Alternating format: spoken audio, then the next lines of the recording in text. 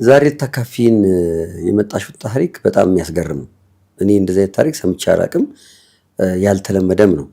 ምንድነው የተፈጠረው የዛን ቀን ማታ?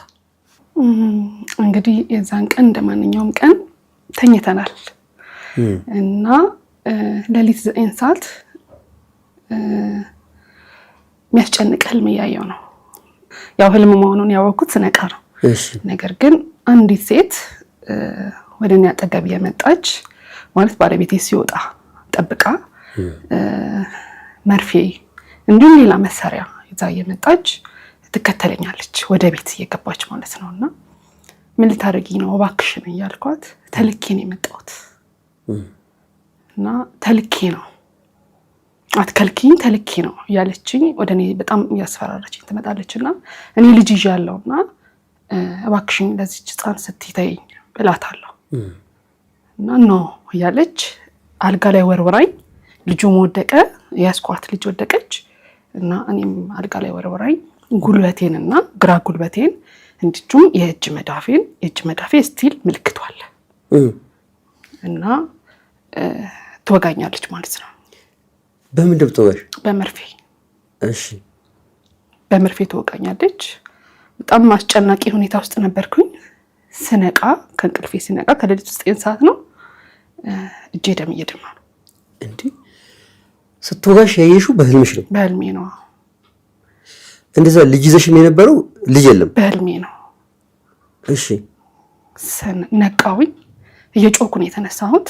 አሙሽ ማለት ነው? አዎ እየጮኩ ነው የተነሳሁት። ማለት እሷም ያስጨነቀችኝ እንዳለ ሆኖ የመርፌው መወጋት እንዳለ ሆኖ ነቃው ማለት እየጮኩ ነው የተነሳሁት። ስነሳ አጠገቤ ባለቤቴ ያለ ምን ነው አለኝ። ተኝቷል እሱ? አዎ እየጮኩ ነው የተነሳሁት። አሳየሁት እና እጄ እየደማ ነው። እየደማ ነው? አዎ እጄ እየደማ ነው። የመርፌው እንትን እየደማ ነውና ያለውን ነገር ነገርኩት። ተልኬ ነው ያለችኝ፣ እንደዚህ ያለችኝ ወጋችኝ ምናምን ብያልኩት። ከዛ በቃ ጸለይሽ ተኝ ምናምን ብሎ አለኝና ያው እንደማንኛውም እንትን ጸልይ ህልምልም ብዬ ጸልይተኛው ማለት ነው። እንዴ ስትነቂ ግን እሷ በህልምሽ የወጋችሽ ቦታ ከህልምሽ ስትነቂ የእውነት ተወቅቷል? የእውነት ተወቅቷል። እስካሁንም ምልክቷል። አሁንም አለ። እና የዛን ቀን ማታ እየደማ ነበር? እየደማ ነበር። ምን አደረጋችሁ ታዲያ? የደማውን ነገር ምንም አላደረግንም። ምንም የከፋም ነገር አልመሰለንም። በቃ እየደማ ነው። ጸልይተኛ እንደማንኛውም ሰው ከዛን ቀን በኋላ እንደማንኛውም ሰው መኖር ጀመርኩኝ። ግን ከአንድ ሳምንት በኋላ ሌላ ምልክቶችን ማየት ጀመርኩኝ ማለት ነው። ህይወቴ ላይ የሆነ አዳዲስ ነገሮችን መከሰት ጀመሩ። መረበሽ፣ እንደ የቆዳ መቀየር ማለት በውሉ ያልታወቀ የቆዳ መቀየር፣ ይሄ ነው ብለን ማንለው የቆዳ መቀየር እና መረበሽ ውስጥ መረበሽ፣ እንዲሁም የወጋችኝ ጉልበቴ መብረክረክ፣ ስራ ቦታ ላይ ሆኜ ጉልበቴ መብረክረክ፣ እንደዚህ መንቀጥቀጥ፣ ቁጭ ብዬ መንቀጥቀጥ ወይም መብረክረክ አይነት እንትኖችን ማየት ጀመርኩኝ። ጉልበት የትኛው ጉልበት ነው የወጋሽ? ግራ ጉልበቴን፣ ግራ መዳፌን። ስለዚህ ግራ እግርሽ ከቀኝ እግርሽ በተለየ ይብረከረክ ነበር። ግራ እጅሽስ ምን ምልክት ታሳየ? ግራ እጄ የህመም ሳይሆን በቃ ያ እቺ የተወጋችው ምልክት እንዳለ ሆኖ የሆነ ለየት ያለ ከሰውነቴ ለየት ያለ ነጣ የማለት ነገር ነው እንጂ በሁሉ አልታወቀም ምን እንደሆነ። ክብ የሆነ ነገር ክብ የሆነ እና እጅ መዳፌን አላወቅነውም እንጂ በዛ ሳምንት እጅ መዳፌ ሙሉ ለሙሉ ከለሩ ተቀይሯል። ግን እኛ አልታወቀንም። ምክንያቱም እጅ መዳፋችን በቀላሉ ስለማይታወቅ እኔ አላወቅኩትም። አጠገብ የሚያድ ማንም ሰው አላስተዋለውም። እንደዛ ነገር ያን ይመስል ነገር ከዛ ፊት ወጥቶብሽ ያውቃል? ምንም አይነት ነገር ወጥቶብኝ አያውቅም። በህልምሽ ያየሻት ሴት ሰው ነው የምትመስለው? ምንድነው? ሰው ናት። ስቲል አውቃታለሁ። ታውቂያታለሽ? ከዛ ከህልሙ በፊት ታውቂያት ነበር ወይስ ከህልሙ በኋላ? አይ ከህልሙ በኋላ ነው። ከህልሙ በኋላ ከባለቤትሽ ጋር ታወሩበት ነበር ወይስ በቃ ከዛ ካያችሁት በኋላ እንደማንኛውም ህመም እናወራበት ነበር? መዳፌን ሁሌ ያያል እሱ። ይሄ መዳፌን ሁሌ ያያልና ይሄ መርፌ ምልክት ደም ስለሆነ የቋጠረው ይሄ ነገር በቃ ብሎ ሁሌ ጥያቄ ይሆንበታል እሱ። እንደው ግልጽ ለማድረግ የዛን ቀን ማታ አንቺና ባለቤትሽ አንድ ላይ የተኛችሁት ሌላ ሰው ሊመጣ የሚችልበት ቦታ አይደለም? አይ መኝታ ቤታችን። ከዛ ምን ሆነ ታዲያ? ከዛ በፊት እንዳልኩ የሆነ ምንድነው ጎልደን ከለር ነው የሚባለው። በቃ ተማሪም ሆኜ ከለሪን የማያደንቀው አልነበረም። ስራ ዓለም ውስጥም እንደዛው ጎልደን ከለር ነው ከለሪ እና የሆነ ሰዎች 100% ከኔ ሊወዱት የሚችሉት ከለሬን ነው። እኔ አንገቴ ከፊቴ አይለያይም፣ ፊቴ ከሰውነቴ አይለያይም አይነት ነገር ነውና ልክ ይሄ ነገር ሲፈጠር ይሄ ነጫጭ ነገር ምናምን ሲመጣ ጀሙዱ ልብስ መልበስ ጀመርኩኝ። ሰዎች ትኩረት በቀላሉ ትኩረት መሳብ ጀመርኩኝ ምናምን። ምንድነው የሚለው ነገር አለ የማይጠይቅም ስም ሆኖ የማይጠይቀው ሰው ሆኖ ደግሞ የሆነ አቴንሽንን የሚስብ አስተያየቱ አይኑ ምኑ ጋር እንደሚያርፍ አውቃለሁ፣ አያለሁ። ምንን እያየ እንደሆነ አውቃለሁ ምናምን። ባይጠይቀኝ እንኳን ምንን እያየ እንደሆነ አውቃለሁ ምናምን እና ማለት ደስተኛ አይደለሁም። በህይወቴ ደስተኛ አይደለሁም። የሆነ ነገር ሀፕን እንደሆነ ይሰማኛል። የሆነ ነገር የጎደለብኝ እንደሆነ በቃ ውስጤ ላይ እና ይሄ ከዛ በፊት እየሮጥኩባቸው ከነበሩት ነገሮች ወይንም እኔና ባለቤቴ ስትራግል እያደረግን ከነበሩ ነገሮች ተቆጠብኩኝ ማለት ነው። ይሄ የሁለታችን ፕላን እያደረግን የነበረው የህይወት ውጣ ውረድ ተገለልኩ ማለት ነው። እና እኔ ሐሳቤ ምንድነው ሙሉ ለሙሉ ራሴ ላይ ነው። በቃ እንዴት ነው የሚጠፋው? ለምንድነው እንደዚህ ሆንኩት? እና ማን ነው እንደዚህ ያደረገኝ? እና ምናምን የሚለው ጥያቄ በቃ መልስ እያጣው መጣው ማለት ነውና ያው ከእግዚአብሔር ጋር በቃ ግብ ከእግዚአብሔር ጋር መቆጣት ነው ጀመርሽ? ቤት ባለቤት እቆጣለሁ፣ እሱን እቆጣዋለሁ። ልጆች አሉን። እኔ ማለት ነበር ልጆች 1 እና 3 ምንድነው ይሄ እና ይዳብሰኛል ምናምን እና ትድኛለሽ እያለኝ ይዳብሰኛል። ጻና ምንም አታውቅም ነበር። ከዛ ያው በዛ አይነት መንገድ ያለፍኩኝ ማለት ደስታ ከኔ እየራቀ ራሴን ብቻ እያዳመጥኩኝ ስትረስ ውስጥ እየገባሁ ሰዎች ምን ሊሆን ለሰዎች ይጨነቃለሁ። ስለኔ እያሰቡ ይሆን ሰዎች ካልሳቁ ኢቭን ስለኔ እያሰቡ ይሆናል ምናምን እና ስለሰው መጨነቅ ይሄ የሆነ እርብሽብሽ ያለ እንትን ውስጥ ማሳብ ውስጥ ገባሁኝ ማለት ነውና ቤቴ ደግሞ ስመጣ ያው ደስተኛ አልሆንም ምናምን። እሱ በጣም ሰፖርቲቭ ነው ለነገሮች ሊረዳኝ ይፈልጋል። ምንም ማለት አይደለም ምናምን ይሉኛል። ግን ለምን ነው ጥያቄ። ይሄ ለምን የሚለው ጥያቄ ማንንም ጠይቀው አምላክሽን ነው። እግዚአብሔርን ሁሌ ቤተክርስቲያን ሄጄ ማልቀስ ነው ስራዬ። ቤተክርስቲያን ሄጄ እንደሰው ትምህርት ተምሬ አልመለስ ማልቀስ ነው። በቃ ተንበርክኬ ማልቀስ ነው። እና ቢያንስ ምን እንደሆነ ንገረኝ ነው። ለምን እንደሆነ ንገረኝ ልበቀው። እና እኔ ጋር አላስፈላጊ የሆነ ነገሮች እንትን ብለዋል እና ያንን የምፈታበትን ነገር ምን እንደሆነ ልበቀው የሚል በጣም ከእግዚአብሔር ጋር ግብ ውስጥ ነበርኩኝ። ያው በህልምሽም እንደዛ አይተሽ እንደሆነ ስለምታውቂ እናቴ ወጋችኝ፣ ለምን ወጋችኝ የሚለው ሌላ ጭንቅ ነበር እኔ ጋር። እየለየለት መጣና በአንድ አጋጣሚ ወደ አዲስ አበባ መጣሁኝ። በስራ ምክንያት መጣሁኝና እዚህ የቆዳ ሐኪም ቤት ታየው። ስታይ በቃ ይሄ 100% ሴግሜንታል ቪትሊጎ የሚባለው ነው ብሏል ዶክተሩ። ምን ማለት ነው? የሆነ አካልህን ብቻ የሚያጠቃ ለምጽ የሆነ ቦታ በቃ የማይስፋፋ ወይንም ወደ ሌላ ቦታ የማይሄድ የሆነ አካባቢን የሚያጠቃ ለምጽ መሆኑን ነገረኝ እና በቃ በጣም ነው ያዘንኩት ማለት ነው። እና ምንድነው መድኃኒቱ አልኩት። ፎቶ ቴራፒ አለ፣ ነገር ግን ከሐዋሳ እዚህ የተመነልሽ ስለሚከብድ በሳምንት 3 ቀን እንደዚህ ምናምን ስለሆነ እኔ በታብ መልክ ሰጥሻለሁ። ተውጦ የፀሐይ ብርሃን ሊያገኝ ይገባል። እሱን መድኃኒት አዘዘልኝ። እሱን ለ3 ወር አዞልኝ ሄድኩኝ ማለት ነው። ፊትሽ ላይ መውጣት ጀመረ እስከ ድረስ እስከ ከንፈሬ ነጭ ሆነ። ከንፈሬ ድረስ እስከ ከንፈሬ በቃ ሞልቶ አንገቴ ሞልቶ ይሄ ፓርት ሙሉ ግራ የመዳፌ እናም ይሄ ጀርባው እግርሽስ ግራ በቃ እቺን ፓርት ነው ይሄ ፓርት ነው እግሬ ላይ አልነበረም። እሺ። ከዛ ምንድነው እኔ ያው ኦርቶዶክስ ነኝ። ዶክተሩ ከነገረኝ በኋላ በቃ ፊቴን ወደ ገዳም ነው ወደ ጸበሉ 100% ያዞርኩት ማለት ነውና ቤተክርስቲያን በየሄድኩበት ቤተክርስቲያን የቤተክርስቲያን ግቢ አፈሩን እደባበሳለሁ። እምነትም እቀባለሁ፣ ጸበልም እጠመቃለሁ። አንድም ቀን እረፍት ካገኘው የሆነ ገዳም እረፍት ባላገኝም በቃ በዓላት ላይም ምንም በቃ እንሄዳለን።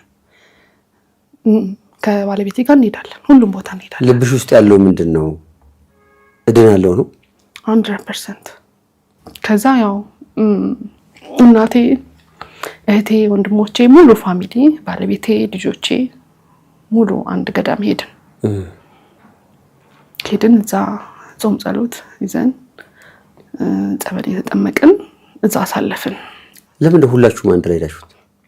የሁላቸውም ጥያቄ ስለነበር ነው። እንዴት? በቃ ይሄ ነገር ምንድነው ለሚለው የሁላቸውም ጥያቄ ነው። እና ደግሞ ከንም የበለጠ ይጓጓሉ መዳኔን እና መዳን አለብሽ ለሚለው ከንም የበለጠ ደግሞ እነሱ ላይ አለ እና ሁላችንም ሄድን። እዛ ወደ 7 ቀን ምናምን ቆየን። እዛ ጸበል መጠመቅ ጀመርሽ? እምነት እቀባለሁ እና እኔ ምንድነው ተቀብቼ ማለት አሁን ዛሬ ተቀብቼ እስከ ማምሻ አይኑን ነው የማየው።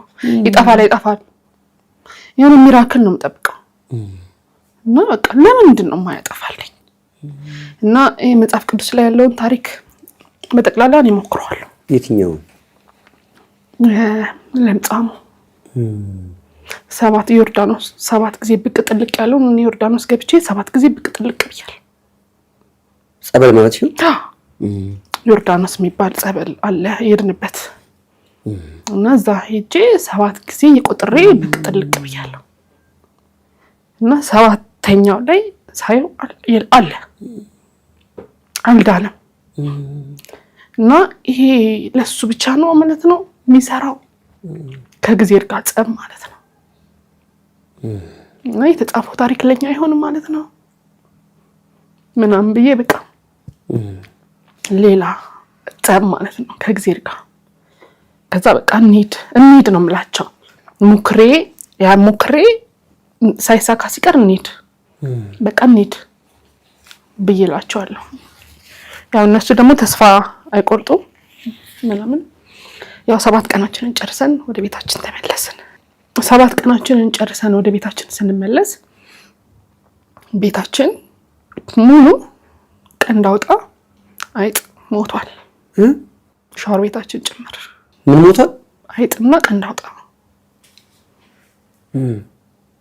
እና ሞቶ ጠበቀን ማለት ነው።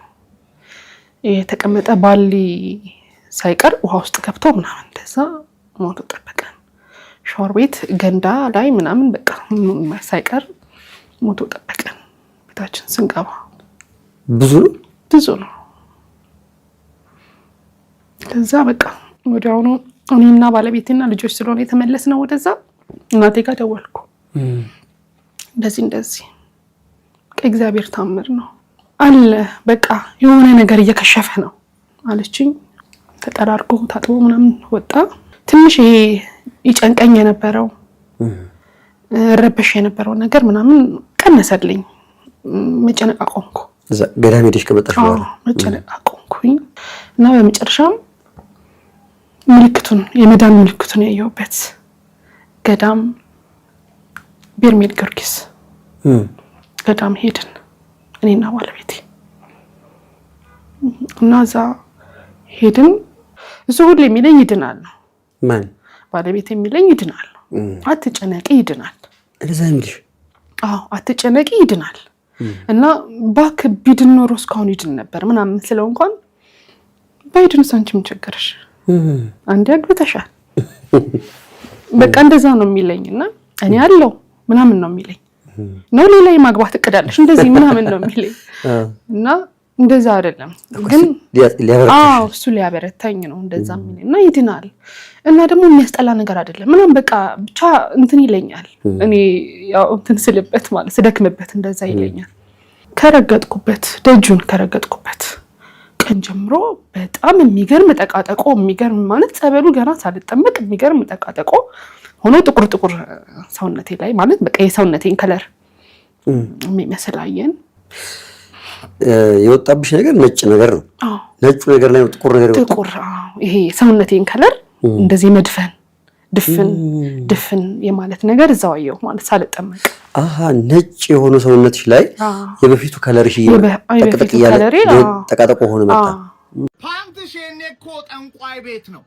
የጡት ማሰዣሽ እኮ ይሄን የሆነ መተት አድራጊ ጋር እኮ ነው። ያንተ የግል የሆነ ማንም ሰው አያየውም ብለህ ያሰብከው ነገር ጠንቋይ ጓ ነው ያለው። በዛ ነው የተሰራብህ። እንዴት? ማን ነው መተቱን ያሰራብኝ? ጠላቴ ብለህ ነው የምታስበው። ያሰራብህ ግን ወዳጅ፣ የቅርብ ሰው፣ ሜቢ ቤተሰብ፣ አብሬ ተማርከው ከገንዘብህ ከኢነርጂ ከኃይል ያካፈልከው ሰው ነው። ጠላትህማ እንዴት ያንተን የግል ነገር ያውቃል? ፓንትሽ የት እንደሚቀመጥ የሚያውቀው የምታውቀው የቅርብ ሰዎች ነው። በጣም ተጠንቀቁ ሰዎች።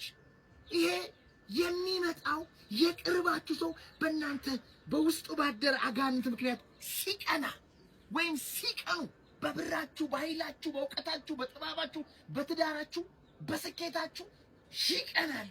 እነማን? ወዳጆቻችሁ ማለት ነው። ከዛ ይሄዱና አስገድግደው ያሰራሉ።